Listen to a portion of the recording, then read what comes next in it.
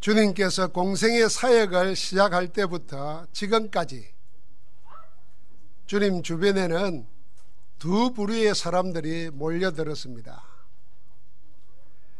그들의 반응은 서로 너무 달랐습니다. 이 바리새인 같은 종교인들은 시기와 적개심으로 끄트리를 잡으려고 하였고, 반대로 예수님으로부터 병고침을 받고 혜택을 입은 사람들은 무리지어서 열광적으로 따라붙었습니다. 그러나 적개심으로든 열광적이든 겉으로는 달라 보였지만은 실상은 똑같은 부류였습니다. 서로 다른 이 두 부류의 사람들은 주님이 누구인지를 정확하게 알지 못했습니다. 바리새인들은 주님을 그 귀신 들린 자라, 바알세불이라 이렇게 했고, 무리들은 주님을 그리스도로 보는 게 아니고 자기들의 요구를 들어줄 사람으로 생각했습니다. 둘 다 예수님을 배척하는 사람이든 예수님을 따라붙는 사람이든 둘 다 예수님을 정확하게 모르고 있는 것입니다. 서로 다른 두 부류에 둘러싸여 있던 주님은 거기에 휘말리지 않고 자기의 원하는 자들을 불러 따로 제자로 세우셨습니다. 따로 세운 제자들에게 새 이름을 더하여 주셨습니다. 주님은 제자들과 함께 하시며 전도도 하고 귀신을 내쫓는 권능을 주셔서 가는 데마다 하나님 나라를 이루도록 하신 겁니다. 몰려드는 수많은 무리 가운데 소수의 사람을 제자로 택하셔서 하나님 나라의 비밀을 나타내십니다. 소수의 제자들을 통해 수많은 사람들을 살리는 것이 지금도 세상을 살리는 주님의 방법입니다. 주님의 제자는 하나님께서 언약의 역사를 성취해 오신 흐름, 그게 렘넌트의 흐름입니다. 남은 자들이었습니다. 하나님은 늘 그래 오셨던 것처럼 지금도 남은 자를 통하여 하시고자 하는 언약을 이루어 가십니다. 남은 자를 찾아서 남길 자, 남을 자를 세워 세상 역사를 하나님 나라의 역사로 바꾸고 살리십니다. 오늘 우리 렘넌트 주일날 우리도 주님처럼 오직 복음으로 남은 자 렘넌트를 세워서 하나님 나라가 이 렘넌트들을 통해서 237 나라에 임하도록 해야겠습니다. 그게 우리 렘넌트를 위한 가장 중요한 기도입니다. 주님은 두 부류의 사람들과 제자들에게 하나님 나라의 비밀을 가르칠 때 각각 다르게 가르쳤습니다. 오늘 4장 11절에 보니까 이르시되 하나님 나라의 비밀을 너희에게는 주었으나 외인에게는 모든 것을 비밀로 하나니 그랬습니다. 주님께서 하나님 나라의 비밀을 비유로 가르치신 이유가 오늘 본문에 나옵니다. 2장 10절부터 12절에 나옵니다. 많은 무리가 모여 있을 때는 비유로 말씀하셨습니다. 주님이 따로 계실 때 그 비유에 대해서 묻는 사람들이 있었습니다. 제자들과 함께. 그 사람들에게는 그 비유의 의미를 해석하며 가르쳤습니다. 여러분, 우리가 설교를 듣고요, 그냥 듣고 흘리지 말고 이게 뭔가 묻는 겁니다. 누구에게요? 나에게 물어야 되고 주님께 물어야 되고, 이게 묻는 게 중요해요. 비유로 말하는 비유는 누구나 알아들을 수 있는 예를 들어서 말한 거거든요. 그런데 그냥 알아듣는 말 속에 담겨있는 깊은 뜻이 있는 겁니다. 그걸 누구나 다 아는 이야기를 무슨 의미로 하셨습니까? 이렇게 물은 거예요. 묻는 그들에게 그 비유, 쉬운 예화를 통해서 하나님 나라의 비밀을 알리시는 겁니다. 비유를 듣고도 그 뜻을 묻지 않는 자들은 제각각 자기 좋을 대로 생각하고 해석했습니다. 그러나 주님의 설명을 들은 자들은 하나님의 원하심이 비유를 통해서 뭔지를 알고 적용하며 응답받았습니다. 주님이 가르친 비유가 복음서에 한 35가지 나옵니다. 그런데 이 전부가 하나님 나라의 비밀을 알리는 내용이었습니다. 그 많은 비유 가운데 표본이 되는 비유가 오늘 이 씨 뿌리는 비유입니다. 씨 뿌리는 자의 씨가 네 종류의 밭에 떨어져 전혀 다른 결과가 나왔다는 비유입니다. 주님은 13절에 뭐라 그랬냐면은 또 이르시되 너희가 이 비유를 알지 못할진대 어떻게 다른 비유를 알겠느냐 그랬습니다. 그러니까 이 오늘 우리가 읽은 비유를 깨닫지 못하면은 다른 비유들을 못 깨닫는다는 겁니다. 그래서 이 비유는 비유 중의 비유입니다. 주님이 말씀하시는 하나님 나라의 비밀은 이 비유에서 시작되고 이 비유에서 완성됩니다. 이 비유가 가르치는 하나님 나라의 비밀은 시, 곧 말씀, 복음을 어떻게 받아들이느냐에 따라 그 결국이 달라진다는 것입니다. 결국은 하나님의 말씀을 어떻게 받아들이느냐, 여기에 따라서 모든 결과가 달라집니다. 하나님 나라가 시, 복음으로 복음을 어떻게 받아들이느냐에 따라서 시작되고 복음을 어떻게 받느냐에 따라서 하나님 나라가 완성되는 것입니다. 주님은 비유를 통해서 우리가 말씀을 받을 때 나타나는 현상들에 대해서 네 종류의 밭으로 말씀하셨습니다. 이게 우리 안에서 일어나는 반응입니다. 말씀 받을 때 일어나는 반응. 그 첫 번째 반응은 길가에 떨어진 씨입니다. 주님이 직접 이렇게 말씀하셨습니다. 말씀을 들을 때에 사단이 적시 와서 그들에게 부러진 말씀을 빼앗는 것이요 그랬습니다. 사탄이 말씀을 빼앗아갑니다. 그것도 말씀을 듣는 즉시 빼앗아갔다 그랬습니다. 두 번째 반응은 돌밭에 부러진 씨입니다. 이들은 말씀을 들을 때에 즉시 기쁨으로 받으나 그 속에 뿌리가 없어 잠깐 견디다가 말씀으로 인하여 환난이나 박해가 일어날 때에는 곧 넘어지는 자요 그랬습니다. 말씀을 기쁨으로 받습니다. 그런데 받은 말씀 때문에 일어나는 어려움이 생깁니다. 기쁨으로 받아놓고도 말씀 때문에 일어나는 어려움 때문에 잠깐도 견디지 못하고 곧바로 넘어져 버립니다. 세 번째 반응은 가시떨기에 떨어진 씨입니다. 이들은 말씀을 듣기는 하되 세상의 염려와 재물의 유혹과 기타 욕심이 들어와 말씀을 막아 그랬습니다.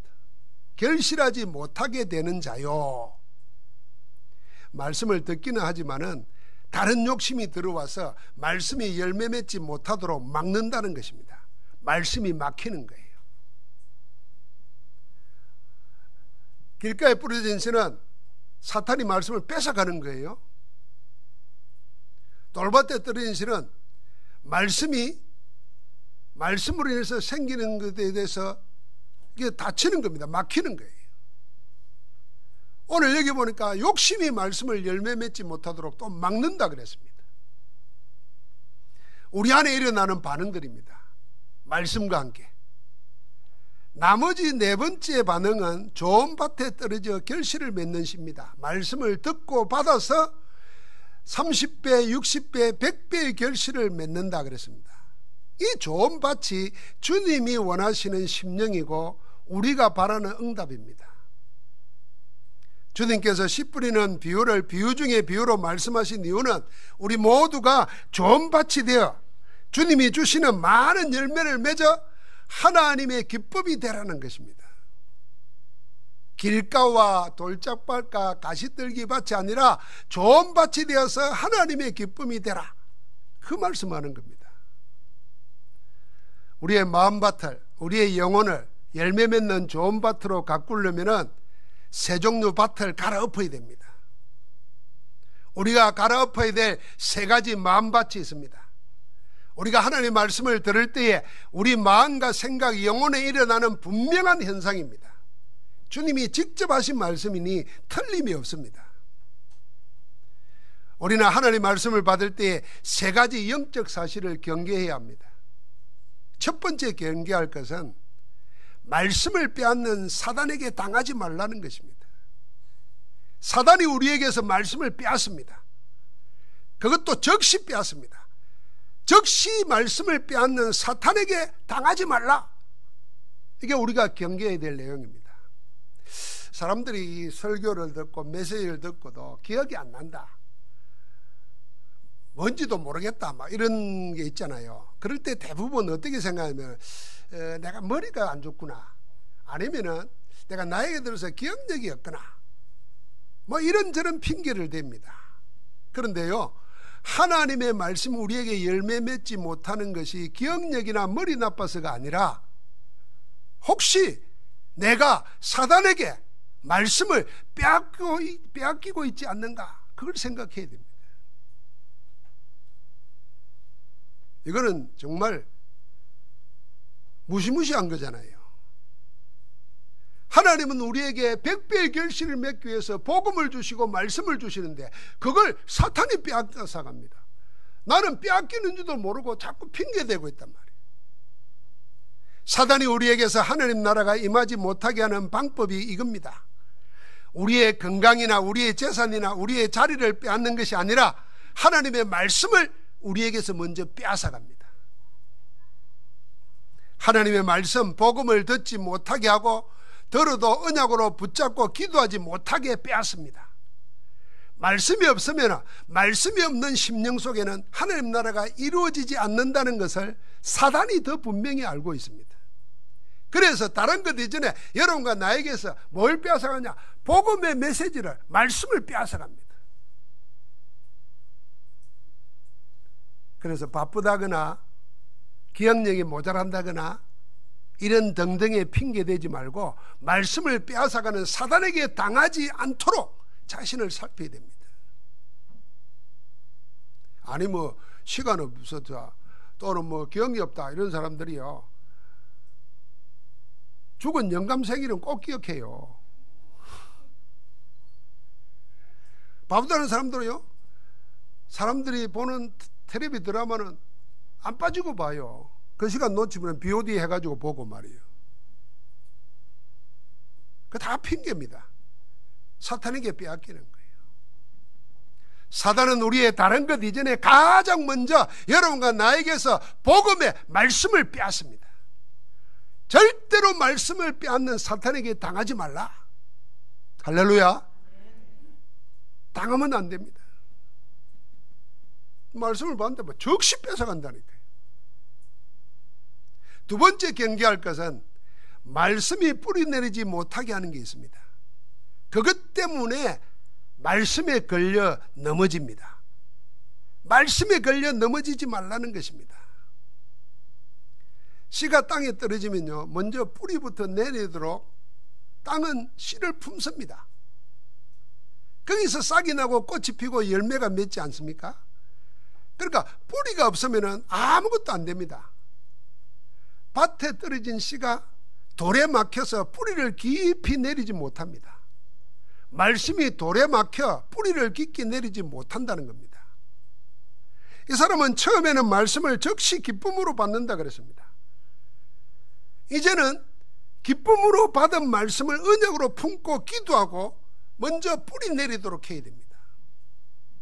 말씀 듣기는 좋아하고 말씀 듣는 자리는 늘 갑니다. 그런데 말씀을 품고 기도하지 못하면 뿌리 내리지 못하는 돌밭과 같습니다. 돌에 막히는 거죠. 이런 사람은 말씀 듣는 것만 좋아하지 말씀을 품고 기도하지 않습니다. 그러면 뿌리 내리기 전에 말씀 때문에 넘어지고 맙니다.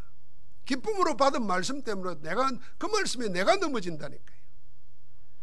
말씀으로 일어나는 환난이나 박해를 이기지 못합니다. 여러분, 말씀을 받았고 복음을 받았는데 핍박이 일어나면 그건 당연한 거라 생각이 됩니다. 왜요? 여러분, 내가 이전에 세상에 속해 있고 마귀에 속해 있을 때는 마귀나 세상이 반대할 게 없어요. 그런데 여러분과 내 존재와 내 신분이 하나님 나라로 옮겨졌어요. 그러니까 우리를 빼앗기고 나를 빼앗긴 세상과 사탄은 나를 공격할 수밖에 없잖아요. 그러니까 지금까지 같이 놀던 세상과 사탄의 나라가 나를 미워할 수밖에 없어요. 어쩌면 반대와 방해는 당연한 것입니다. 이 당연한 걸 알고 말씀을 붙잡아야 하는데 그만 말씀을 놓쳐버립니다. 그래서 당장의 어려움을 못 견딥니다. 이게 말씀에 넘어지는 자입니다. 말씀에 뿌리 못하게 하는 방해가 있습니다. 여러분, 그릇이 큰 그릇일수록 그 방해 정도는 더 클 것입니다. 환난이나 박해가 나타날 수도 있습니다. 그래서 사도 베드로는 우리를 보고 불같은 시험을 만나거든 도리어 기뻐하고 즐거워하라 그랬습니다. 방해 오거든, 아, 내가 큰 그릇이구나, 이렇게 생각해야 돼요. 그리고는 뭐합니까? 그 환난과 박해가 복음을 뿌리 내리지 못하게 가로막는 것인 줄 알고 오히려 말씀을 품고 기도하면서 더 뿌리 내리는 기회로 만들어버려야 됩니다. 그게 주님의 역사가 일어납니다. 룻기를 보면은 4장밖에 되어 있는 짧은 성경입니다. 근데 얼마나 아름다운 성경인지 모릅니다. 그 시대가 사사시대잖아요. 사사시대가 어떤 시대입니까? 왕이 없으므로 사람들이 제각각 제 좋을 대로 지 맘대로 하던 시대예요. 그러니까 우상이 범람하고 뭐 그런 시대였어요. 그렇게 늘 공격당하고 망하고 억압받고 이런 시대였어요. 그런데 룻은 모압 여자예요. 모압 출신이에요. 모압 족속의 조상이 누군지 압니까? 롯이 소돔 고모라 땅 망할 때 그 딸 둘이가 같이 나왔어요. 이 딸 둘이가 어떻게 그런 생각했어요? 언약이 없으니까 그런 생각하는 거예요. 우리는 이제 대가 끊어졌다.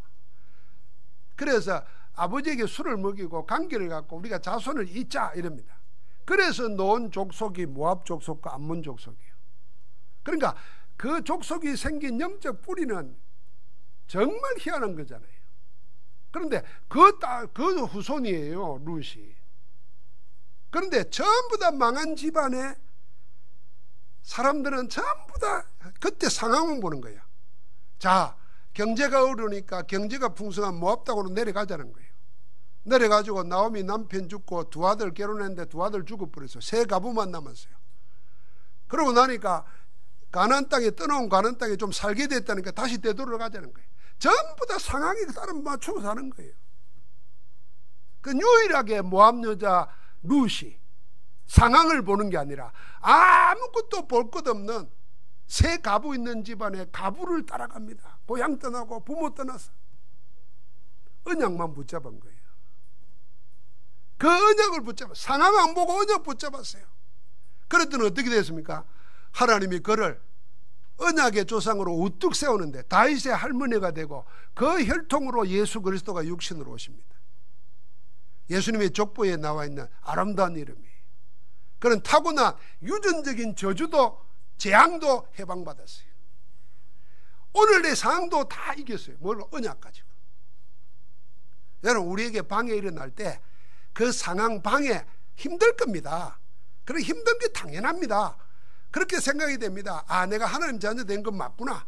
그러니까 흑암이 나를 방해하는구나, 이 생각이 돼요. 그래서 싸울 필요 없이 뭘 붙잡아라? 언약을 붙잡아야 됩니다. 그게 돌을 뽑아내 버려야 된다니까요. 세 번째 경계할 것은 말씀을 가로막는 가시떨기가 있습니다. 내 속에 있는 온갖 숨은 욕심이 열매 맺지 못하게 말씀을 가로막고 있습니다. 말씀을 가로막는 가시떨기를 걷어내야 됩니다. 여러분, 돌은 밭에 감춰져 있습니다. 겉으로는 보이지 않지요.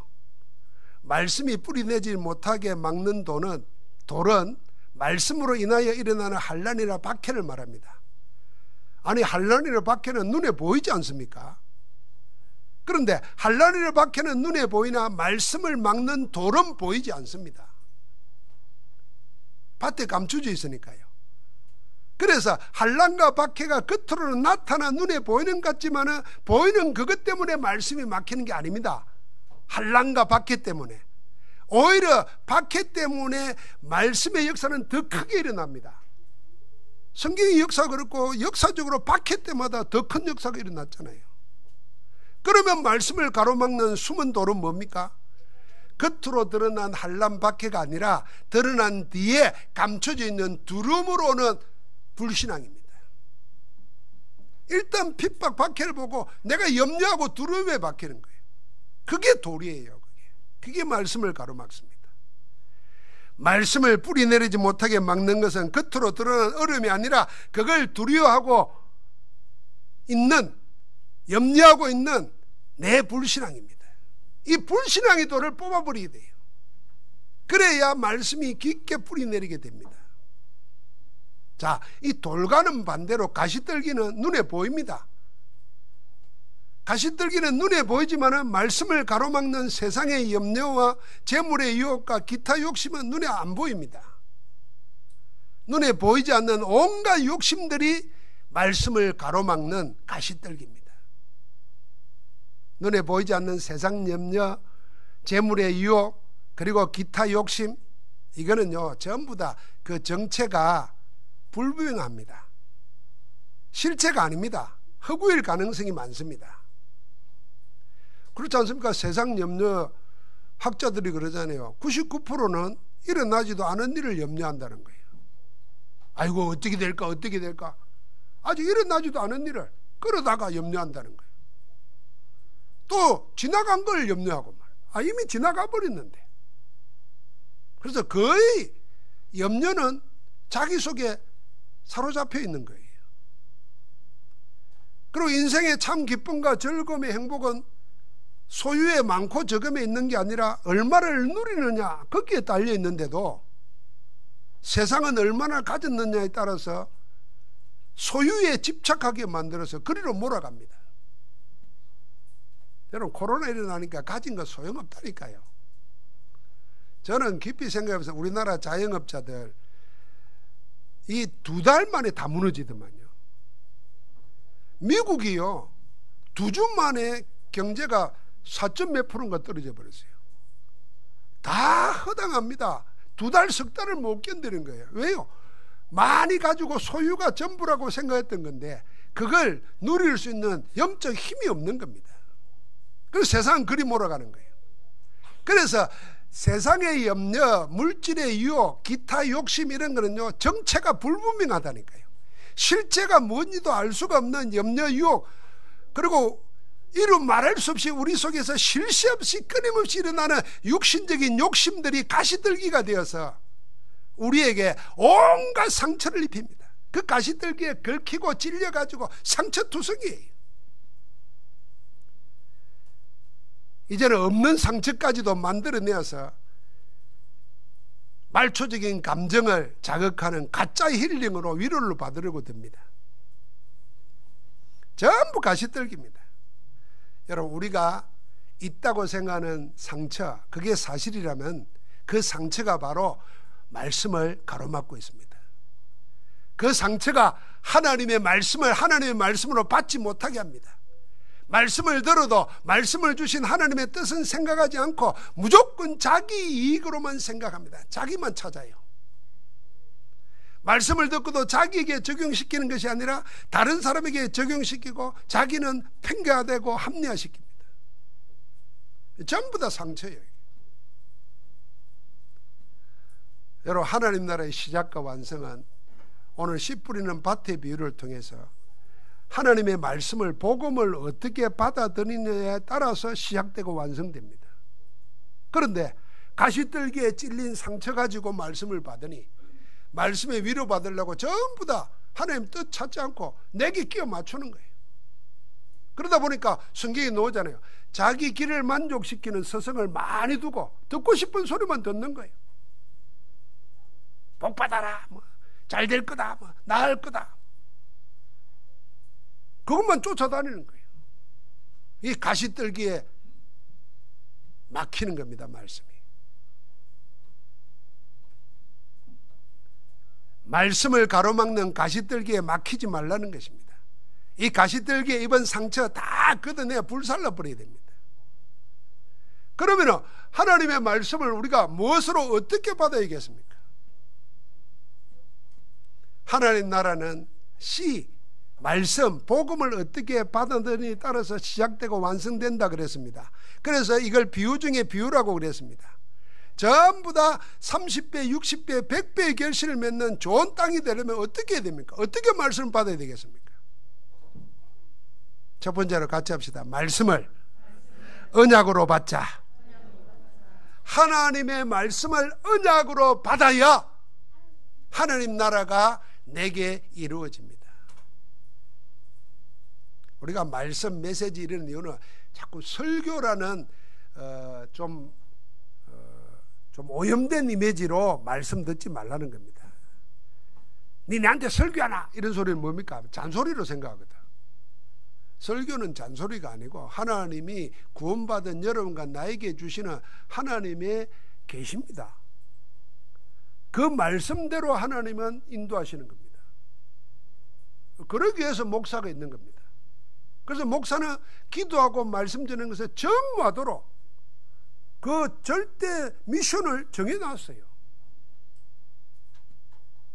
그러니까 여러분과 내가 하나님의 말씀을 받을 때 그냥 설교나 그냥 얘기가 아니고 하나님이 나에게 주시는 언약으로, 언약의 하나님이 언약의 말씀을 가져야 언약이 이루어질 거 아닙니까? 그런데 정작 나는 언약의 말씀이 없어요. 하나님의 뜻을 이룰 수가 없어요. 말씀이 없는 자에게는. 그래서 데살로니가 교회가 데살로니가 전서 2장 13절에 바울이 인정했지 않습니까? 이러므로 우리가 하나님께 끊임없이 감사한다. 감사의 내용이 나옵니다. 너희가 우리에게 들은 바 하나님의 말씀을 받을 때 사람의 말로 받지 아니하고 하나님의 말씀으로 받음이니 진실로 그러하도다. 바울이 그것 때문에 늘 감사했어요.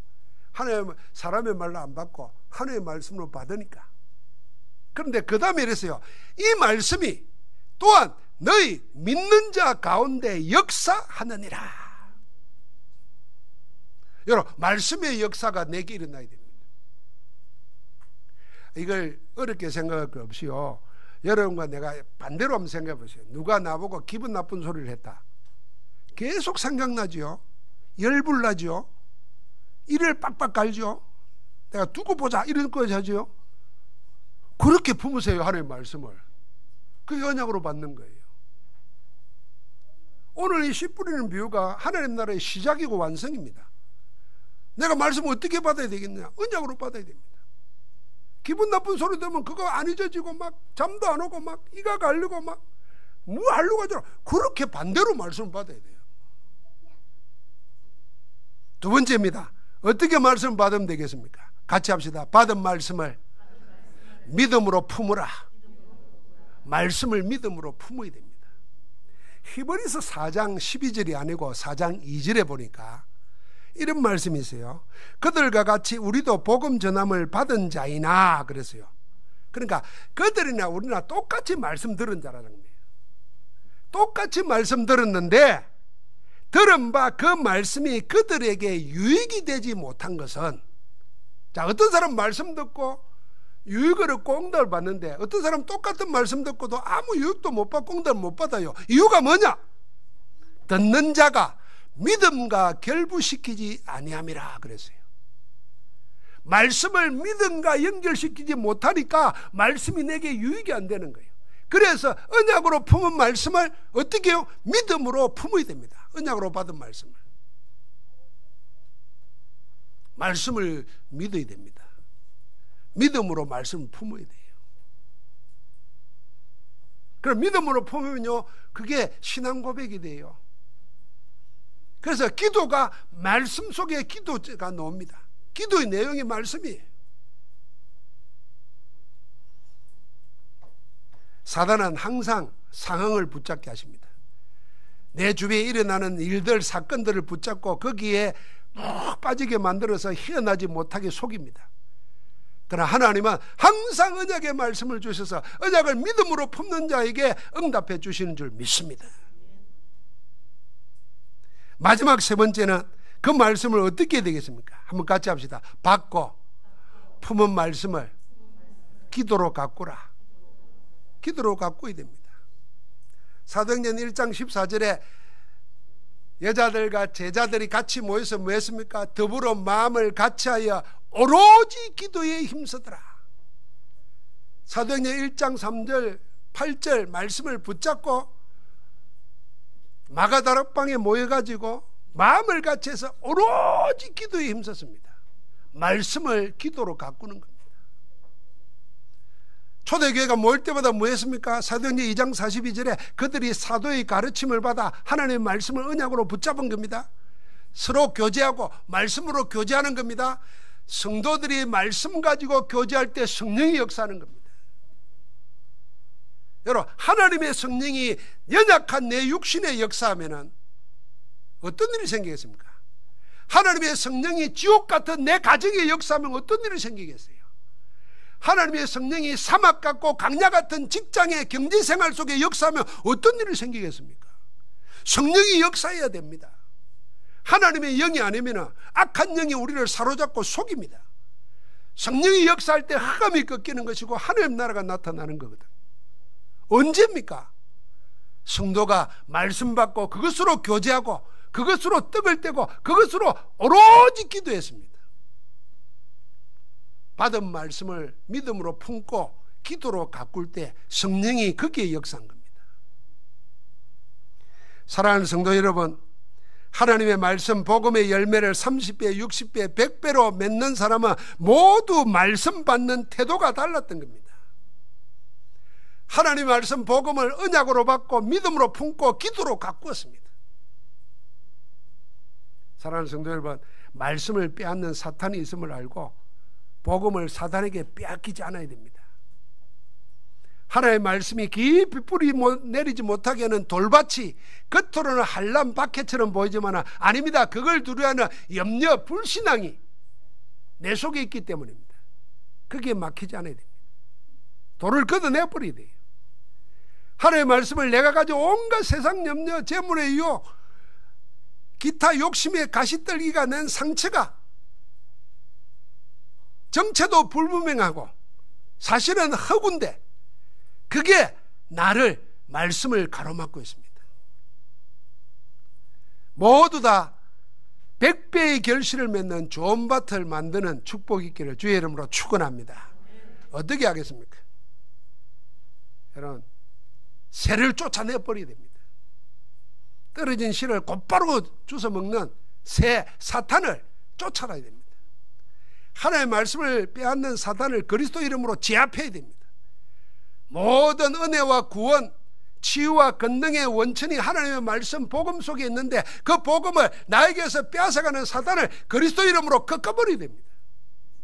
할렐루야. 그 절대로 머리 아닙니다. 관심도 아니에요. 기억력도 아닙니다. 사단이 내게서 말씀을 빼앗아간다. 어떤 일이겠어요? 그래서 그리스도 이름으로 흑암을 꺾어버려요. 두 번째는 말씀에 넘어지게 하는 숨은 돌을 뽑아내야 됩니다. 말씀에 넘어집니다. 받은 말씀에 넘어져요. 받기는 기쁨으로 받아놓고 그 말씀 때문에 일어나는 박해, 염려, 거기에 걸려 넘어집니다. 그 돌을 다 뽑아버리시기 바랍니다. 제가 어릴 때 할머니를 따라서 산 위에 있는 그 무덤이 있는, 우리 할아버지 무덤이 있는 밭에 가서 밭을 갈아본 적이 있어요. 그런데 그게 돌밭이더라고요. 그 돌을 안 뽑아내면 씨를 뿌려도 소용이 없어요. 그 여름에 땀 흘리면서 그 돌을 뽑아본 적이 있는데요. 여러분, 우리가 다 옥토입니다. 근데 돌이 가로막고 있어요. 염려, 근심, 불신앙, 쓸데없는 세상 관심. 여러분, 제발 정치 뭐 이런 거 생각하고 얘기하지 마세요. 그게요, 우리 마음밭을요, 말씀을 가로막습니다. 우리나라가 공사는 될 것 같으면 벌써 됐어요. 그런 거에 관심 갖지 말고 복음화 돼야 돼요. 여러분과 내가요, 공사는 돼도 복음 전해야 돼요. 안 그래요? 세상 어떤 일이 와도 막 가난하게 돼도 복음 전해야 돼요. 복음으로 살아야 돼요. 그런데 우리가 자꾸 복음화에 대한 생각보다는 자꾸 다른 거에 대한 마음 관심을 빼앗겨요. 이게요, 돌밭입니다. 말씀을 걸러 넘어지게 하는 거예요. 진짜 사도 바울을 생각해보고 다윗을 생각해 보십시오. 그들의 지식은 대단합니다.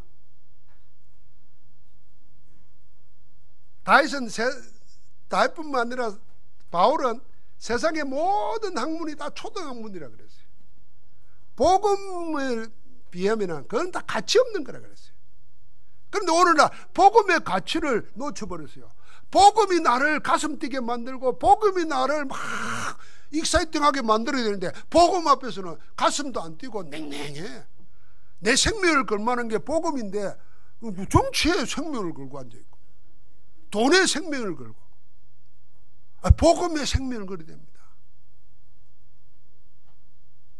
우리 아이들은 막 가슴이 팔딱팔딱 뛰어요. 노인들은 이게 잘 안 뛴다고요. 안 뛰다가 산에 올라가죠. 막 뛰다가 죽고 이러잖아요. 자, 한번 같이 합시다. 복음으로 가슴 뛰게 하자. 복음 한번 생각해 보십시오.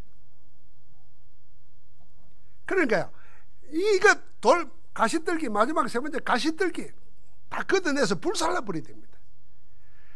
여러분 여러 가지 상처 그다 주님이 다 지나갔습니다. 끝내버렸습니다. 내가 뭐 이런 집안에 태어났니? 누가 날 찾아오지도 않니? 다 자식이 날 잘해주니 못해 다 태워버리세요. 60 넘으면요 그냥 자식들이 날 안 돌봐주는 거, 내 혼자 사는 거, 그것 자체가 감사한 줄 알고 살면 돼요. 예? 60 넘어가지고 아파트로 누가 자식들 덕보 이러면 그 불행이에요. 그러니까 아이고 이렇게 사는 거 안 참고 내 혼자 먹고 사는 거 참 감사하다 이러고 다니면 돼요. 그 자꾸 뭐 의지하려다 그거 다 상처되잖아요. 자식들 잘 자라주는 것에도 고맙다 말. 그렇잖아요. 저 삶 잘 사는 것에도 고맙다. 어쩌다 전화 한 통 해주면 너무 고맙다. 어쩌다 용돈 보내주면 진짜 고맙다. 감사하면 살아야 돼요. 늘 불만이 많아. 이놈의 새끼들 생일도 모르고 전화 한 통화도 없고 죽습니다. 또 애들한테 물어보세요. 저 살기도 힘들어요. 그래 쓸데없는 상처가 다 있어가지고 그게 전부 다 말씀을 가로막는다니까요. 내가 구원받았고 하나님이 나와 함께 하시고 하나님이 나를 이 시대의 복음 전도자 대열에 세워서 가지고 인도하고 계신다. 이게 얼마나 감사한 일입니까? 그 속에 하나님이 역사하는 겁니다. 그래서 새를 쫓아내고 돌을 뽑아내고 가시떨기를 불살라서 좋은 밭으로 100배의 열매 맺기를, 복음의 열매 맺기를 주의 이름으로 축복합니다. 하나님 감사합니다. 우리를 통하여 복음의 열매를 100배를 맺어서 237 나라 살리도록 좋은 밭 되게 하심을 믿습니다. 오늘부터 사단에게 속지 않게 하시고 돌멩이의 가시떨기에 막히지 않는 복음에 충만한 성도들로 복되게 하옵소서. 그리스도 예수 이름으로 기도하옵나이다. 아멘.